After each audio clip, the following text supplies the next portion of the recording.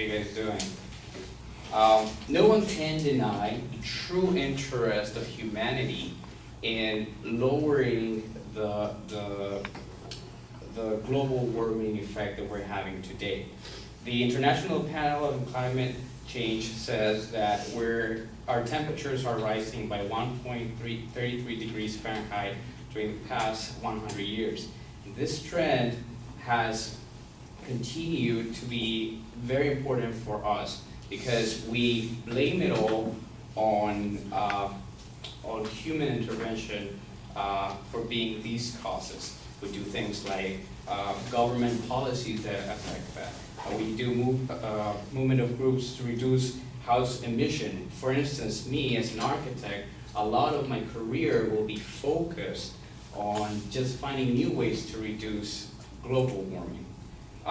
The Heritage Foundation estimated that the cost of complying with cap and trade would include 29% increase in the price of gasoline, loss of hundreds of thousands of jobs, and lead to reductions of 1.7 million to 4.8 trillion, I'm sorry, the first one was trillion, of the US GDP growth and the domestic by 2030, I'm sorry. But global warming will happen regardless of our human intervention. And this is for three main reasons. Even if we stop all CO2 emissions, the current temperature trend will continue. Reason number two, global warming is largely caused by natural phenomena, which humans have no control over. And number three, the natural trends will continue to increase regardless of what we do. So let's start with number one. Even if we stop all greenhouse emissions today, the current temperatures will continue to increase.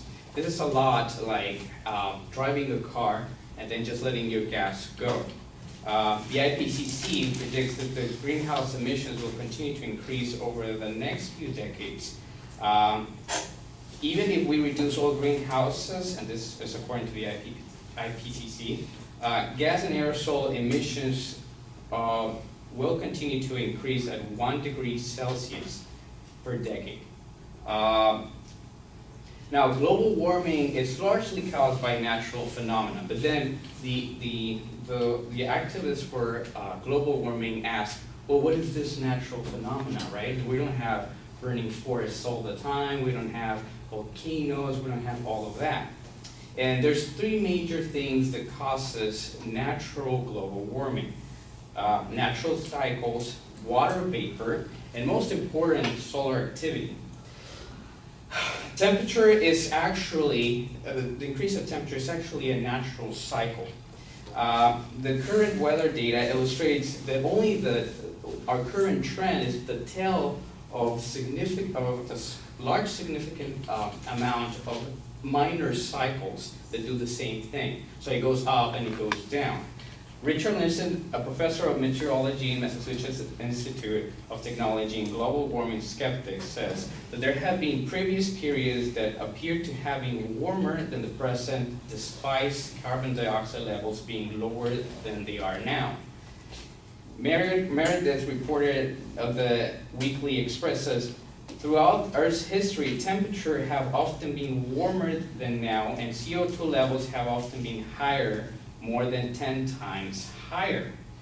And this is obvious, it's simple common sense. If we're going on an uphill with the common trend and we're adding it, we're obviously adding some more, but if we were going on a cycle that's going down and we add it, that would sort of neutralize it.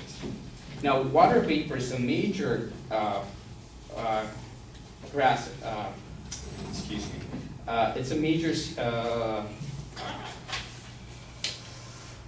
it's a major gas that contributes to global warming. Man-made emissions constitute less than 0.0002% of the total emitted from the mantle of the Earth. That's for the carbon dioxide. So it's a lot less than the water vapor. The Earth's capacity of water vapor is 2 times greater than carbon dioxide, the heating capacity.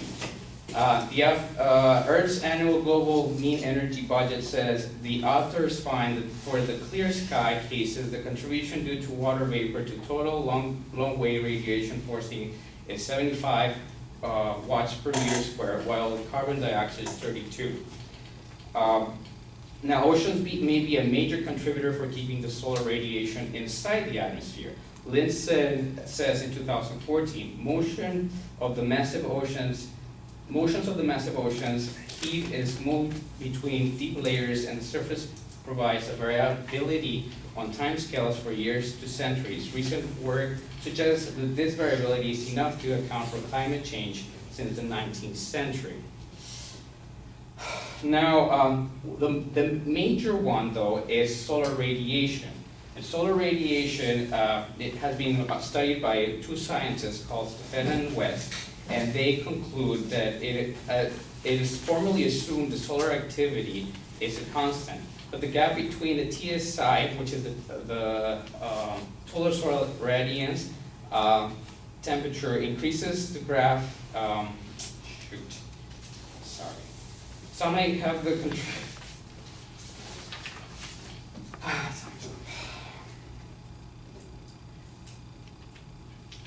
The leading cause of global warming is solar radiation, as Fitton and West said that more than 50% of it is caused by solar radiation. Their research shows that the two graphs that before were shown, the solar radiation and the heating effect they're directly correlated. No one can deny the greenhouse gases add to global warming, but revising the present data, however, it is evident that natural causes have a larger impact over anthropogenic causes. Decreasing greenhouse gas emission will only cause the gap between the estimated temperature increase due to natural causes and the one due to anthropogenic causes. Decreasing greenhouse emissions will not change the direction of course, but it will only delay. Thank you.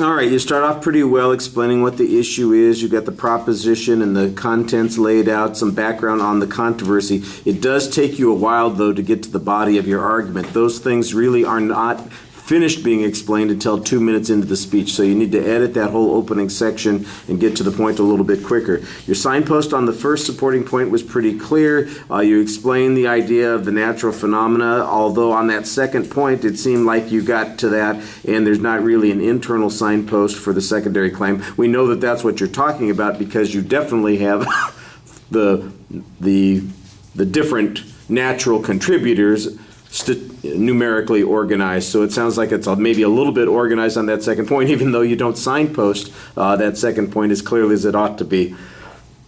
There are places where there's a lot of good data that's being presented and sources are being cited, and I think you're pretty consistent on that, but there are some other places where information comes up and I'm not quite as clear as to where it came from and why I should be trusting it. So I think you need to be a little bit more consistent on that. There's a lot of explanation of how some processes work. You need to be able to get to the conclusions on a lot of arguments. There are a couple of places where you seem like you've gotten a little lost in your own argument. Feels like maybe another run-through or two would have helped in this situation. All right, I'm going to stop it there because we need to move on with our lives. I had two people that we got bumped from last Thursday, right? Where are you? Or last Tuesday, right? Who got bumped? You two, and then you're our third person that we have to hear from. So we've got 3 speeches to hear on Tuesday. We'll be doing those things first thing on Tuesday after the quiz. Do I keep you busy enough in here? No. Good. Okay. Put everything away and we'll get ready for the test. We'll do the qualifying part of the exam first. Thank you very much.